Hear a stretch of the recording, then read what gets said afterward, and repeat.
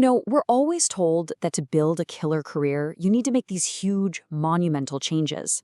But what if the real secret to success isn't about those giant leaps at all? Today, we are diving deep into James Clear's Atomic Habits to figure out the incredible power of doing tiny, consistent things day in and day out. And we're going to start with a number that might just blow your mind. So, what is this magic number? It's 37.78. Yeah, that's how many times better you could be in just 1 year if you got only 1% better every single day. It sounds so small, it almost feels fake, right? But the math is solid. This is the incredible explosive power of compounding in action. And this graph shows you exactly what that looks like. Just look at that upward curve. That's you, getting 1% better every day, literally rocketing towards amazing results. But, and this is important, the flip side is just as powerful. Get just 1% worse each day, and you basically end up at zero. Every single day, your choices are putting you on one of these two paths. It's that simple. Your habits are the compound interest of your own self-improvement. All right, so to really get how to use this, here's our game plan. We'll kick things off with the 1% advantage. Then we'll talk about why progress can feel so dang slow with something called the Plateau of Potential. After that, we'll break down the engine behind all our actions, the 4-step habit loop. And then we'll learn how to actually control it with the 4 laws of change. And finally, we'll get to the biggest idea of all, focusing on your identity, not just your outcomes. Okay, so let's jump into that 1% advantage. James Clear calls the engine behind this atomic habits. And the name is perfect, right? Think of an atom. It's tiny, but it's also the source of immense power. That's exactly what these habits are. They're the fundamental building blocks of a much bigger system of growth, small but incredibly mighty. So here's the million-dollar question. I'm sure you're thinking it. If these tiny changes are so amazing, why does it so often feel like you're just spinning your wheels? You're putting in the work, you're trying hard at your job, but you're just not seeing the results. It's a super common and honestly a really frustrating feeling. Well, the answer is in this idea that is just crucial for any professional to get their head around. It's called the Plateau of Latent Potential. And this is the exact spot where most people give up, usually right before the big breakthrough happens. And what's so great about this visual is that it shows the gap between what we think should happen, a straight line of progress, and what actually happens. That shaded bit, that's what Clear calls the Valley of Disappointment. Here's a great analogy. Think of an ice cube in a room that's 25 degrees. As the room warms up to 26, 27, even 31 degrees, nothing happens. But then, at 32 degrees, that one little degree shift unlocks this massive change. Your effort in that valley isn't wasted, it's just being stored up. And this brings us to a huge shift in thinking, wrapped up in one of Clear's most famous quotes. For just a second, forget about getting that big promotion or that year-end bonus. Because goals are great for setting a direction, but it's your systems, your daily habits that actually get you there. I mean, think about it. Winners and losers in almost any field have the exact same goals. The thing that separates them is the quality of their daily systems. So if systems are the answer, then we need to understand the engine that makes them run. And it turns out every single one of your habits, the good, the bad, the ugly, from procrastinating on a big report to consistently hitting your deadlines, runs on the exact same 4-step neurological loop. And there it is, the habit loop.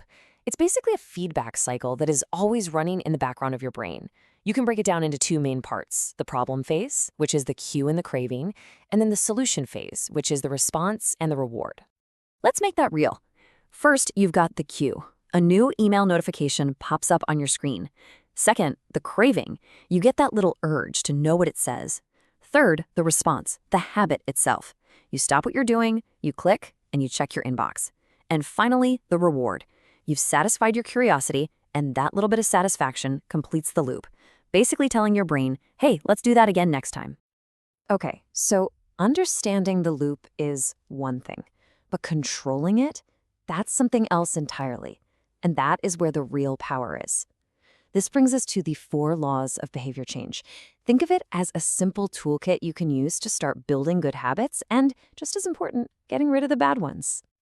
So each of these 4 laws links up perfectly with one stage of that habit loop we just talked about. If you want to build a good habit, you need to make the cue obvious, the craving attractive, the response easy, and the reward satisfying. And if you want to break a bad habit, well, you just flip them.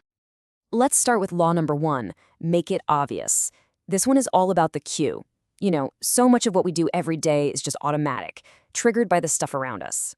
The big insight here is that you don't actually need more willpower. What you need is a better designed environment, one where the cues for your good habits are just impossible to miss. A fantastic way to do this is with a technique called habit stacking. Instead of trying to find some new time and place to start a habit, you just piggyback it onto something you already do. The formula couldn't be simpler. After my current habit, I will do my new habit. So for example, after I pour my morning coffee, I will spend 2 minutes planning my top 3 priorities for the day. Boom. Your coffee just became the obvious cue. Okay, next up, Law 2, make it attractive. This one targets the craving. We are just way more likely to do things that we think are going to be enjoyable. So by linking something you need to do with something you want to do, the whole process just feels more appealing, and it gives you that little motivational boost to get started. Now, Law 3 is, I think, maybe the most important one for sticking with things long term. Make it easy. See, every habit has a little bit of friction, right? It takes some energy to do it. The goal here is to just lower that friction as much as humanly possible. The less energy a habit takes, the more likely you are to actually do it, especially on those days when they're just not feeling it. And the absolute best way to make a habit easy is with the 2-minute rule. Here's how it works. You take any habit and you shrink it down until you can do it in 2 minutes or less. So, read for 30 minutes every night becomes read 1 page. Review my entire project plan becomes open the document. Look, the point isn't to get the result right away. The point is to master the art of showing up. You have to nail the habit first before you can ever improve it. And finally, Law 4, make it satisfying. This one closes the loop by focusing on the reward. Our brains are hardwired for immediate gratification. So for a habit to really stick, it has to end with some feeling of success. This is what tells your brain, hey, that felt good, let's do that again. Even something as simple as putting a big fat check mark on a habit tracker can give you that little hit of immediate satisfaction. And now we get to the idea that really pulls all of this together, and it might be the deepest concept in the whole book. True lasting change isn't about what you want to achieve, it's about who you want to become. As you can see here, change happens on 3 different levels. Most of us, we start on the outside. We focus on the outcomes, the results we want. Some of us move a little deeper and focus on our processes, the systems we're building.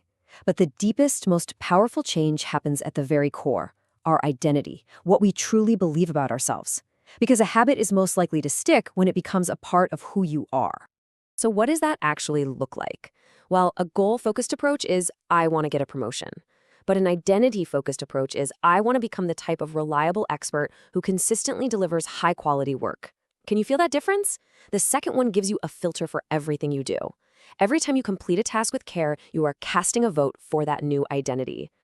So let's see what a simple identity-based system might look like in a single day. In the morning, you have it stuck. After your coffee, you journal 1 career win from the day before. That's a vote for being competent. During your workday, you design your environment. You block out 90 minutes for deep, focused work, and you put your phone in another room. That's a vote for being focused. And then in the evening, you make it satisfying. You use a habit tracker to log 3 small wins. Those are votes for being effective. In the end, success isn't really a goal that you reach. It's a system that you live inside of. And it's an identity that you embody day by day. And that leaves us with one last really important question for you to ask yourself. What is one small vote you can cast today for the professional you want to become?